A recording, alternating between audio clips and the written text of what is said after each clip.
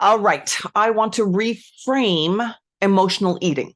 Okay. It's something that comes up a lot with my clients. And I think there's a couple of things that are need to be addressed when it comes to this topic to really clarify and help resolve this. Okay. First of all, emotional eating, I want to actually rename that what we think of as emotional eating. I want to rename that as emotional hunger.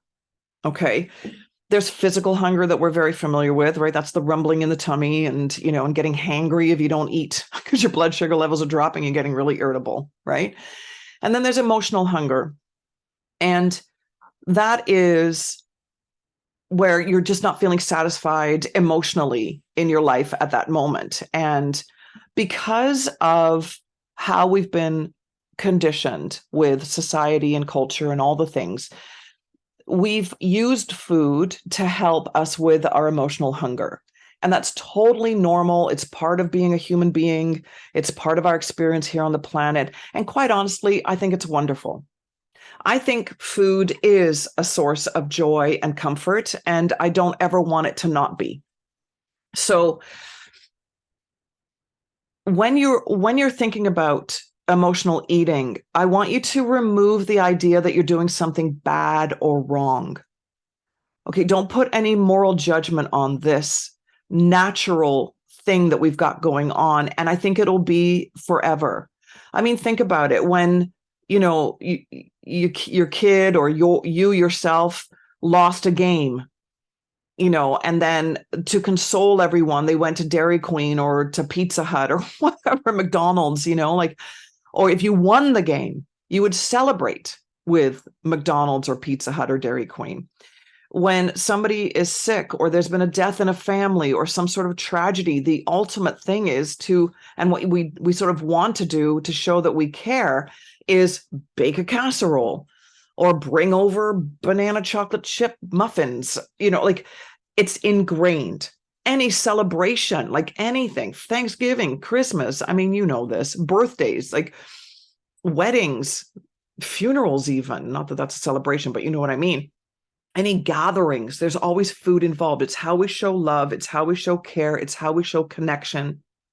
It's a shared experience, and it's awesome. And so, of course, we're going to self-soothe when we're alone as well, because that's where we go. Even a cup of tea. If you're feeling sad and you make yourself a cup of tea, do you want that to go away? I don't think so, right? So it's just like, take the moral judgment off of it, understand it for what it is. It's beautiful and fabulous, and I would never want that to go away. I would never not want to enjoy birthday cake with someone. Or really, or you're out for dinner and you're like, ooh, should we get dessert? Yeah, let's get dessert, And there's this big part of you that just is saying, could we just fucking enjoy the burger? Could we just enjoy the cheesecake and not worry about, judging ourselves on it and adding morality to this thing? There's, and you've got to acknowledge that part of you and understand, yeah, can we just? And what's weird is when you do, you love it more, number one, and you really don't feel like you've kind of, you feel sick or, there's no spiraling into negativity when you're actually just literally enjoying food or comforting yourself with it. What does need to be addressed, though, is what is the underlying emotion? Using anything as a sort of buffer is not going to get you into a more calm, confidence place. You're not going to be comfortable with yourself if you're buffering. So you can look at food buffering just as you would watching Netflix or online shopping, like a distraction. So you just become self-aware with curiosity, not judgment, but with curiosity. And you say, you know what this is? I'm bored. Like, that's mine for sure. When I'm bored and I'm sitting, I've got a little couch over here, my TV's right there, and I'm just like mindlessly watching Netflix and I'm bored out of my mind, then what will give me a little more excitement in the moment would be a bag of sour cream and onion chips or some hummus, even if it's like a healthy choice, right? Something to sort of get away from the monotony. but it never satisfies. It never actually takes away the boredom. It might for a hot second, but otherwise, no, not so much. Right. So I need to just address that and decide, okay, am I going to stop this boredom by actually breaking this habit of mine of sitting there, watching TV, getting bored, and then eating? And am I willing to go outside for a walk instead, or pick up a book instead, or go, I mean, I've got a plethora of courses always on the go. So I could like go to my desk here and actually, it's like what, 6 feet and put on the laptop and put on a course, put on the laptop, you know what I mean? Turn on the laptop and get a course going. Am I willing to do that? And then if I'm not, I've got to address that. Why not? And it just becomes self-knowledge, self-awareness, all the things. And instead of thinking, oh, I'm a bad person for eating the sour cream and onion chips, that's not even anywhere in the radar of my thoughts. Because I understand what's going on, and I'm compassionate to myself. So it's self-understanding, self-compassion, self-awareness. That's the process to get you to the outcome you're looking for, which is, I don't really want to eat sour cream and onion chips at 8 o'clock at night anymore. If I focus on the outcome, I'm just going to shame myself and think I'm a bad person for eating sour cream and onion chips, and I'll white knuckle it and then get frustrated and then cave. And then I'm in that cycle, as opposed to, what am I avoiding right now? What feeling am I trying to get rid of right now? And if, let's say it's sadness, let's say I'm just sad, then I can check in and say, you know what, will this make me feel better?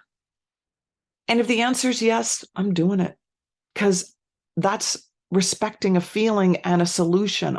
I am self-soothing. It's okay. But we tend to think that we're going to be like out of control, so that every time I'm sad, I'm going to default to that. That's not true. When I'm mindful of it, I'm intentional about it, I'm aware of it. If I just mindlessly did it, yeah, if I unconsciously just kept on eating the ice cream, then yeah, I would just mindlessly eat. So intuitive eating isn't just a free-for-all and just eat all the ice cream and, you know, you feel like this. And instead I'm not just, it's not just an emotional feeling, it's a physical feeling as well. I'm connecting the two. So sadness is in my body. I feel sadness in my body. So I check in. Oh, it's sadness. Okay, body. What's going on? What do you need, man? What can I do for you? Ice cream, you got it. Let's do it. Let's calm this a little bit. Let's help soothe this. Let's comfort ourselves with this. But if I just sort of didn't even realize it was sadness, and I was just like, my mind was telling me, you know, go get the ice cream. Something's up. Danger. Let's go. Like pick up the ice cream and go. Then yeah, I would mindlessly eat it. I wouldn't be checking in to find out what's the source of it. I wouldn't be curious and understanding and compassionate about it. And then I might end up being somewhat out of control.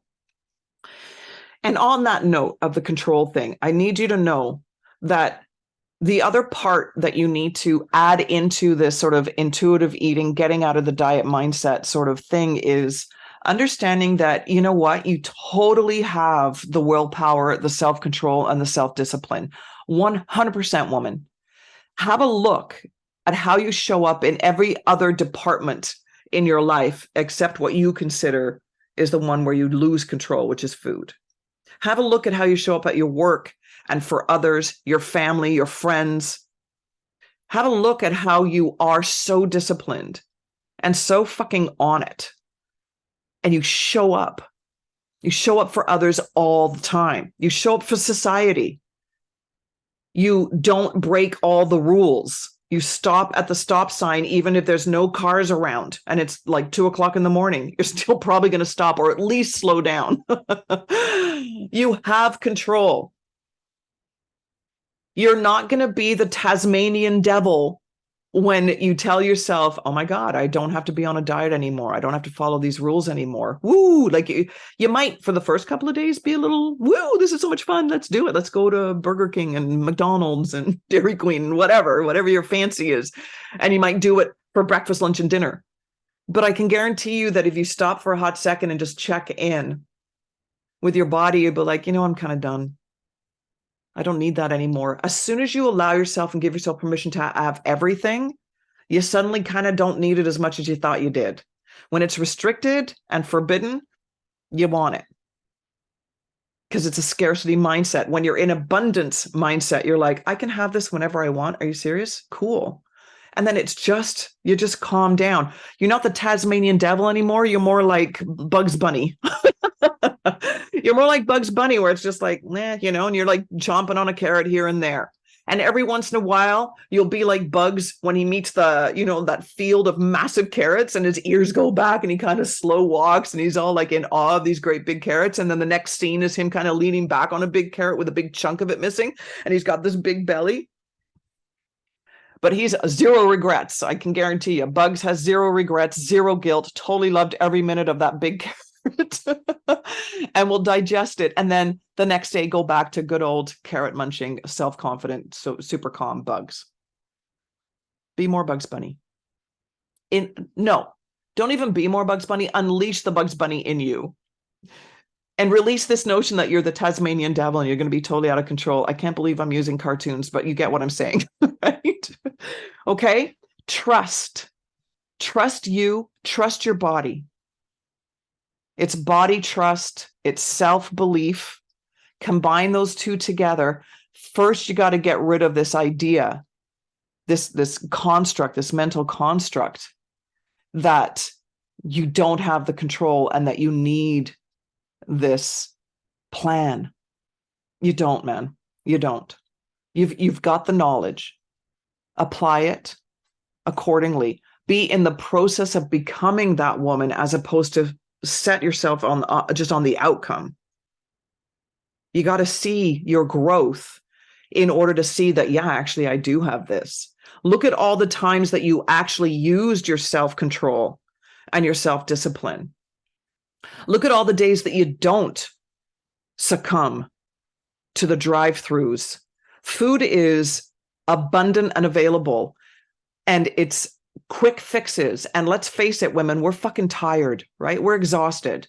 So of course we're going to drive ourselves towards the quick fix, like the pizzas and the high calories of fat and carbohydrate and sugar. Of course, we're going to gravitate towards that because our body's like, oh my God, could we just get some energy in here? Let's go. So think about all the times that you don't resort to that. Think of all the times that you pass the drive-thrus and don't go into it. And remind yourself that it's not because you're white knuckling. Get that out of your head. It's because you actually own self-discipline and willpower and self-control. You just think you're white knuckling it because you're in this mentality that you don't want to be a bad person for eating bad food. You've put moral judgment on this fucking thing. Get rid of it. All right. That was a rant. But I hope it makes sense. And I hope you can reach in and you just need to start really paying attention to yourself a little bit more, woman. Right? Instead of just defaulting to this old sort of conditioned mindset that you have that I'm an emotional eater, I'm out of control, I need a plan, I need to figure this out by following something. You're getting to a point where food and the meal plan or the diet, whatever, is controlling you instead of you controlling it. Let's give yourself your power back and understand that, no, you've got the goods. You really do. You totally do. And fiber, protein, fruit, vegetables. Don't eat past a certain hour because you feel like shit. You don't sleep well. Instead of looking at it as good or bad food or good or bad behavior, look at it as, wow, I know what. Increase the dialogue. It's not even healthy versus unhealthy. Get those words out of there too. Increase and personalize the dialogue. This is big. I hope you stuck around to the end of this video because it's just coming to me now. The dialogue, the conversation in your head has to go past good, bad, healthy, unhealthy. And it has to be personal. When I eat ice cream at 9 o'clock at night, I feel sick. And I don't get to go to sleep until 1 o'clock in the morning because I'm so uncomfortable. It's affecting my sleep. So the next day I feel like shit. And the next day I'm going to crave other things because biologically my body is telling me we need energy now. Increase your understanding of what's going on and make it extremely personal. When I eat a brownie after dinner, I feel like I'm going to fall asleep. What would make me feel better? Maybe a walk, because I know that a walk will help with blood sugar regulation. Make it a fucking conversation in your head, guys, not just good, bad, healthy, unhealthy. Okay. And if you need help with that, I'm here. I'm totally here. Okay. Okay. All right. That was a long video. Thanks for watching till the end. Okay. Unleash your inner Bugs Bunny. Okay. Tasmanian Devil's fun sometimes, but I'm telling you, it's not your default setting. Bugs is your default setting. Okay. You got this. All right. All right. I'll talk to you soon.